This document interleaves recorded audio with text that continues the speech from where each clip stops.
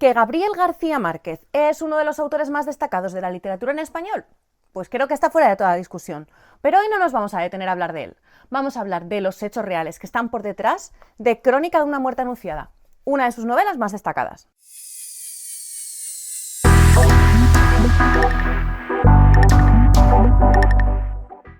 Gabriel García Márquez es uno de los autores más destacados de la literatura en español, como ya dije al principio del vídeo. Se trata de uno de los grandes representantes del boom hispanoamericano y, por supuesto, uno de los grandes representantes del realismo mágico. Por cierto, si te apetece que haga un vídeo del realismo mágico, sobre sus características y algunos de los autores menos conocidos que cultivaron esta vertiente, déjamelo en comentarios. En líneas generales podemos decir que el realismo mágico lo que hace es romper la frontera que existe entre la fantasía y la realidad. De tal manera que en la obra de Gabriel García Márquez y en la de otros autores que cultivan esta misma vertiente, como Elena Garro o Silvina Ocampo, se nos muestran hechos que podrían ser reales, hechos cotidianos, en los que se entremezclan como si fueran hilos prácticamente imperceptibles, hechos que no resultan explicables desde un punto de vista lógico. Apariciones fantasmales, procesos mágicos o un destino que parece marcado por los dioses y del que nadie es capaz de escapar, como es el caso de esta Crónica de una muerte anunciada. Porque sí, el título no nos miente, el título es exactamente lo que promete. Una crónica, es decir, una investigación periodística con un enfoque muy personal sobre unos hechos reales de una muerte que ha sido anunciada. Y ha sido anunciada, podemos considerarlo en dos planos. Por una parte, se trata de una muerte anunciada en su contexto real, conocida y preavisada dentro del entorno en el que se produce, pero también una muerte anunciada al lector que sabe quién muere desde la primera página. Pero, como lo que hoy nos ocupa aquí no es el análisis pormenorizado de las características de la novela, que por cierto, a pesar de ser así, de chiquitita, daría para muchísimas horas de análisis, vamos a dejar esto aparcado a un lado. Querido alumno, querida alumna, que me estás viendo desde otro lado, sea yo tu profesora o no, si has llegado hasta este vídeo pensando que te ibas a librar de leer la novela de Gabriel García Márquez, viendo esta cara mía y escuchando lo que te voy a contar, siento decirte que no. Lo que vamos a hacer ahora es desgranar los hechos reales que hay por detrás. Gabriel García Márquez inspira su novela en un crimen real. Sin embargo, si quieres entender la novela, me temo que vas a tener que leerla. Está llena de recursos literarios, de muchísimo realismo mágico que tiene distintas funciones que tendrás que ir explicando. Necesitas entender cuáles son los temas que el autor destaca por su manera de contar la historia. Y bueno, mejor no te hablo de los saltos temporales, porque bueno, prepárate, lápiz y papel para no perderte nada. Así que mira, tú ahora te ves el vídeo si quieres, te estructura un poquito la cabeza sobre lo que ocurre y después haces el salto. Pero te advierto, ni los nombres que voy a usar son los de la novela, ni muchas de las cosas que se van a entender en la novela ocurren en la realidad. Así que no me entretengo más y empezamos viendo los hechos reales tras Crónica de una muerte anunciada. El 22 de enero de 1951, la localidad colombiana de Sucre se ve absolutamente conmocionada por la temprana y violenta desaparición de Cayetano Gentile. Los biógrafos de Gabriel García Márquez indican que el escritor era amigo de Cayetano Gentile. Lo que también sabemos es que la relación que existía entre la familia Gentile y la familia García Márquez era muy estrecha, pues las madres de ambas familias, es decir, la madre de Cayetano y la madre de Gabriel, eran comadres, eran amigas intimísimas. Tal y como el propio escritor comenta en Vivir para contarla, su obra de memorias, su propia madre le pide que no realice el reportaje que tiene en mente por deferencia a su madre. De tal manera que Gabriel García Márquez tarda 30 años en publicar su obra inspirada en este crimen. Una novela que se aleja de ese reportaje, de ese rigor periodístico, para vestirse de obra literaria, para hibridar su faceta periodística con su faceta de escritor del realismo mágico. Gabriel García Márquez conocía perfectamente los hechos, conocía a muchos de los implicados en la historia, pero a pesar de lo que da a entender Crónica de una muerte anunciada, él no está presente en Sucre el día del crimen. Esto significa que muchas de las cosas que aquí se nos van a contar están pasadas por un tamiz literario muy importante. Y esto es importante que lo tengamos en cuenta. Es muy interesante todo el proceso de fusión entre realidad y ficción que se ha producido en el caso de este crimen. Nadia Celis es una investigadora en literatura, una experta en Gabriel García Márquez, que ha publicado recientemente Crónica de un amor terrible, un ensayo inspirado en este caso. En este ensayo, que por cierto os dejo enlazado en la cajita de información porque es fascinante y os recomiendo muchísimo su lectura, la autora indica que durante sus investigaciones pudo constatar esa fusión entre realidad y ficción, incluso incluso en la memoria de los propios testigos del crimen. No me voy a detener en esto porque nos podría dar para muchísimas y muchísimas horas de vídeo y voy a remitiros directamente al ensayo de Celis, que me parece absolutamente fundamental. Os prometo que no es un ensayo aburrido en absoluto, es un ensayo muy sencillo de leer, muy entretenido y desde mi punto de vista bastante interesante acerca del proceso de investigación y de todas las reflexiones que un caso como este puede despertar con respecto a nuestra construcción social y a las construcciones de género. Si pudiera definir de una manera breve este ensayo, Crónica de un amor terrible, lo haría como una reivindicación de la verdad. Y precisamente por ello, por el rigor que considero que tiene, es una de mis principales fuentes de documentación para este vídeo. Por lo tanto, vamos a entrar en los hechos. ¿Quién es Cayetano Gentile y por qué y a manos de quién muere el 22 de enero de 1951?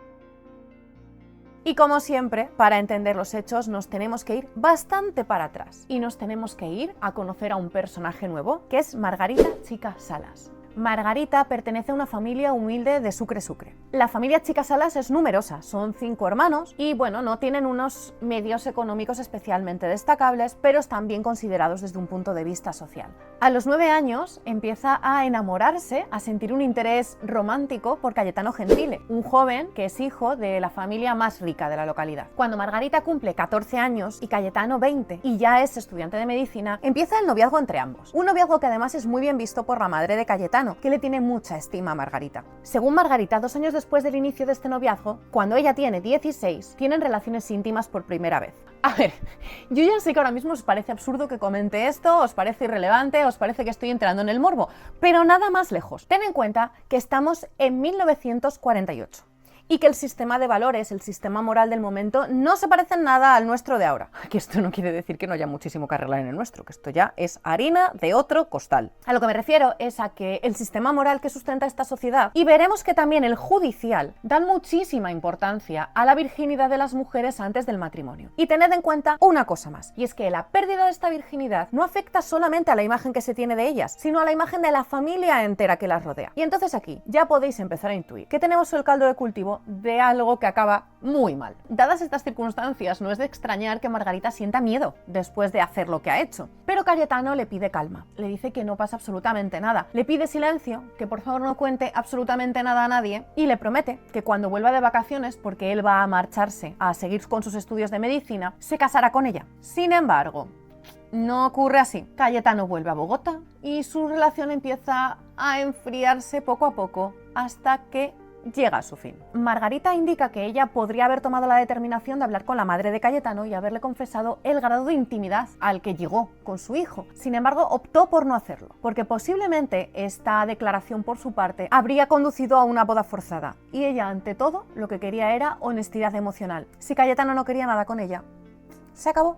Sin embargo, las consecuencias de todo esto se alargarían y tardarían en verse unos cuantos años. 2 años después, cuando Margarita ya tiene 18 años y en un viaje en lancha a una localidad cercana acompañada de su familia, conoce a Miguel Reyes Palencia. Este hombre y ella empiezan a verse, empiezan a hablar, a tener encuentros y establecen una relación que muy pronto termina en compromiso. Para este momento, el padre de Margarita ya habría fallecido y la madre sería la encargada de dar el visto bueno a esta relación. Y bueno, digamos que la madre de Margarita no está muy convencida. Hay rumores sobre este hombre, sobre que tiene mujer e hijos en su pueblo. Y bueno, es lógico que la madre de Margarita sienta cierto miedo. Pero Margarita se muestra absolutamente determinada en su decisión y la madre finalmente decide no oponer resistencia. Claro, ¿qué pasa? Que Margarita sabe que ella no va a llegar al matrimonio como se espera que debería llegar, virgen. Y es en este momento cuando ella empieza a plantearse confesar que no es virgen, que había sucedido algo ya antes con su anterior pareja,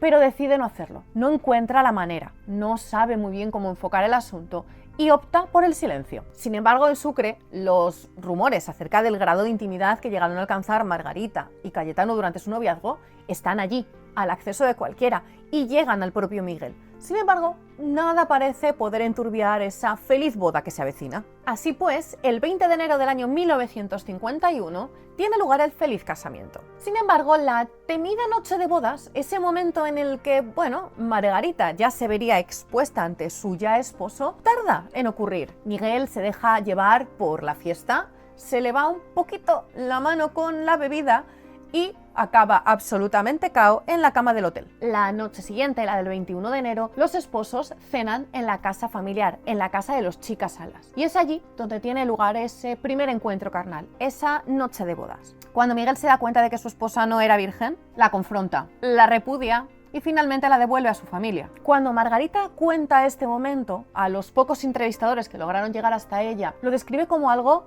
doloroso, algo que, bueno, le produce un impacto especialmente intenso por los motivos más que evidentes. Pero en ningún caso habla de violencia. Miguel, por su parte, sí lo hace. Y aquí es el momento en el que tenemos que frenar un poquito la historia y tener en cuenta que las declaraciones de unos y otros no se producen en el año 1951, sino 30 años después, y como consecuencia de la novela de Gabriel García Márquez. ¿Qué ocurre en este caso? Que los protagonistas empiezan a actuar en algunas ocasiones como los personajes del libro, y lejos de contar su experiencia personal, empiezan a adoptar un papel que les hace muy interesantes para la prensa. A mí, si me preguntáis, yo no veo ningún motivo para que Margarita mienta. Si ella hubiera recibido ese acto violento, y sobre todo teniendo en cuenta que Miguel lo habría confesado, no entiendo por qué habría de mentir. Sí veo motivos en la mentira de Miguel.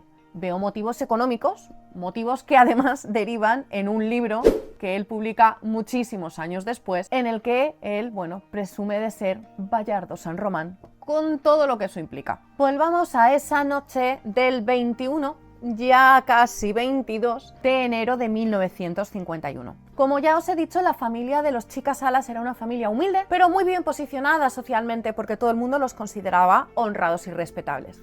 Y claro, entendámoslo, cuando tú eres muy humilde y tu posición social se basa únicamente en tu honorabilidad, un caso como este hace que salten las alarmas, porque la no virginidad de Margarita repercutiría en la falta de honor de toda la familia. El concepto del honor, en este caso, es muy similar al que se maneja en el siglo XVII, el que vamos a poder ver en obras de Lope de Vega, por ejemplo. Cuando una mujer pierde la virginidad en unas condiciones que no son las adecuadas, es decir, el matrimonio, la familia debe restituir ese honor, no solo individual de esta mujer, sino familiar, a través de la violencia. Y es lo que va a suceder en este caso. Y aquí entran en juego dos nuevos personajes, Víctor y Joaquín Chicas Salas, los hermanos de Margarita. En toda esta parte de la historia también volvemos a tener un poco de confusión. Se mezcla la realidad con la ficción de nuevo y las versiones de testigos y de participantes, bueno, pues se confunden un poco. Vamos a seguir la versión, en este caso, que recoge Nadia Celis,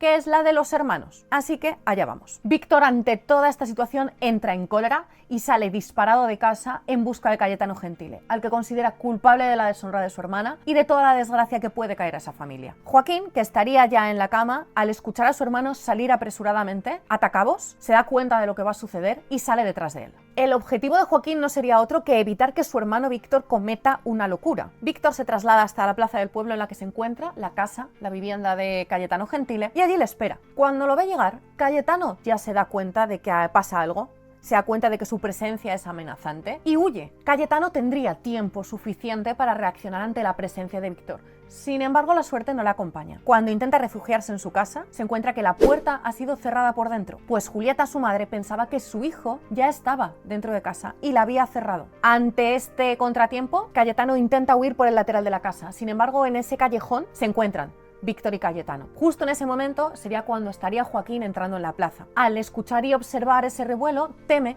por la vida de su hermano y acude, según sus propias declaraciones, a un establecimiento cercano a comprar un cuchillo. Pero cuando se acerca a su hermano y a Cayetano, ya es tarde. Víctor ya ha acabado con la vida de Cayetano Gentile y ya es día 22 de enero. Aunque parece evidente para todos que Víctor es el culpable del crimen, es quien realiza el ataque, Joaquín se entrega junto con él a la policía. Y lo hace no solo por solidaridad con su hermano, por darle un apoyo moral, sino también porque está en posesión de un cuchillo y las motivaciones familiares hacían que su defensa como inocente fuera especialmente difícil. Tras un año en prisión, los hermanos van a juicio y son liberados. Ambos se declaran culpables, pero declaran que han actuado en defensa de su honor familiar y bajo ira e intenso dolor. Palabras que no son en absoluto inocentes porque se trata de la formulación literal de atenuantes tipificados en el Código Penal vigente. Sucre jamás olvidó este caso por lo impactante pero menos aún lo hizo cuando 30 años después, en 1981, como ya os he ido comentando, se publica Crónica de una muerte anunciada. Para ese momento,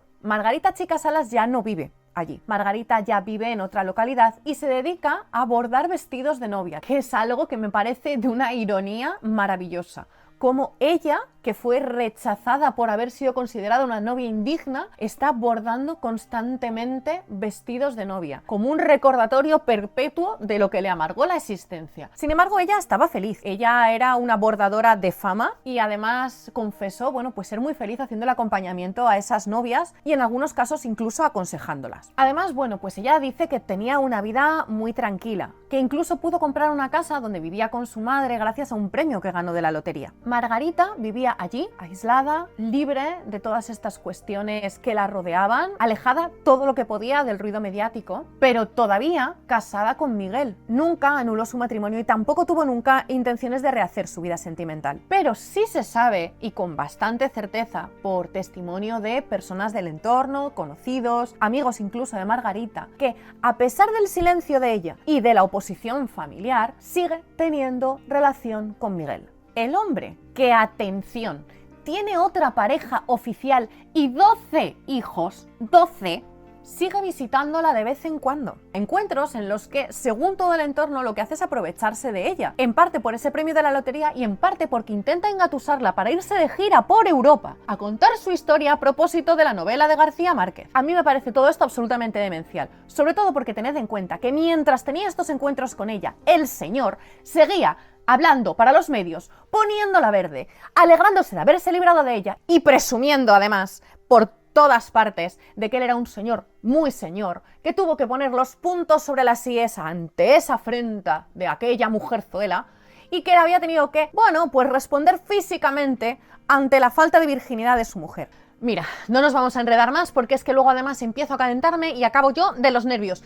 Y el vídeo se hace eterno y ni vosotros ni yo ganamos. Yo pierdo voz, pierdo salud mental y vosotros me perdéis el respeto que me tengáis porque a este paso. Sé que podría estar horas hablando de Crónica de una muerte anunciada, pero la intención del vídeo de hoy no era este. Era simplemente repasar los hechos que inspiran la novela. Unos hechos que además estoy segura de que conociéndolos os harán apreciar de otra forma la elaboración que hizo Gabriel García Márquez. Así que yo no puedo hacer otra cosa más que invitaros a que leáis Crónica de una muerte anunciada, invitaros también, ya de paso, a que leáis Crónica de un amor terrible, que lo tenéis tanto en formato digital como en papel. Yo lo compré en formato digital porque soy una persona con muchas prisas, cuando a veces encuentro algo que me interesa. E invitaros a que os metáis en el universo del autor y que disfrutéis de esta novela, que es la historia que cambió la memoria de todo un pueblo. Y llegados a este punto yo no puedo hacer otra cosa más que darte las gracias por haber llegado al final del vídeo, darte las gracias por haberte detenido en mi universo deslenguado y pedirte dos favores. El primero, que si te ha gustado el vídeo le des una manita arriba porque me ayuda muchísimo a saber que estás ahí y que hay apoyo. Y el segundo es que si no lo haces todavía, le des a seguir al canal y actives la campanita para no perderte los vídeos que vendrán. Que te recuerdo, queda uno todavía pendiente. Todavía tenemos un crimen que inspira a la literatura por ver. Y así, entre tú y yo, puede que tenga algo que ver con Lorca. Así que yo, hasta aquí, me despido de ti. Nos vemos en muy poquitos días por el universo deslenguado.